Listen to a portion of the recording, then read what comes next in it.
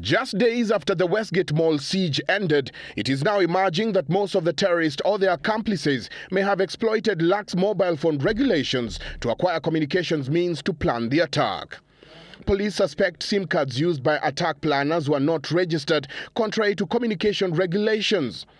Police sources say preliminary investigations show that the SIM cards cannot be traced since they were never registered as required by the law. The issue of connectivity in terms of the mobile phones and so forth is part of the investigation that we are carrying out, and it is still what we can say that it is still much of the confidential information that we may not release at the moment because it might end up going to jeopardize the investigation that we are carrying on at the Westgate. This comes even as the Inspector General of Police, David Kimayo, said investigators were making headway, and among the leads the police are following is the communications between the terrorists and other individuals before and during the attack. The Communications Commission of Kenya is reported to have discovered that some of the SIM cards that were switched off earlier in the year were later dumped back into the market. Many agents acting on behalf of mobile phone operators are also selling pre-activated SIM cards in contravention of the law, according to the Communications Commission. The government says it will hold CEOs of telecommunications companies criminally responsible for the sale of unregistered SIM cards. The police are tonight holding Telkom Orange CEO Mikhail Goshen. The CEOs of Safaricom, Airtel and You are being sought over the same matter. And we have firmly instructed CCK to take action on all the mobile phone companies and their chief executive officers, because if you have read the law clearly, the chief executive officers of these companies or the individual leaders of these organizations are criminally liable, for this kind of behavior.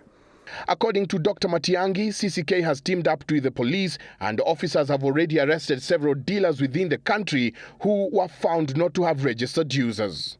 At the same time, the government has issued an order requiring regional coordinators and all county commissioners to enforce community policing in a bid to curb increasing rates of insecurity in the country. Internal Security Minister Joseph Ole Lenku summoned all county commissioners for a peace and security meeting in Nairobi, where he gave stern orders that they all must work with communities in fighting crime. According to Ole Lenku, the government will soon start the Nyumba Kumi initiative, where residents will be urged to know their neighbors. Lenku says the Westgate situation was as a result of criminals coming into the country and living among the people with no one reporting their suspicious behaviors. The government is working on a framework to come up with a Nyumba Kumi concept, because we want every Kenyan to get concerned about the security in their neighborhood, and therefore using the community policing framework.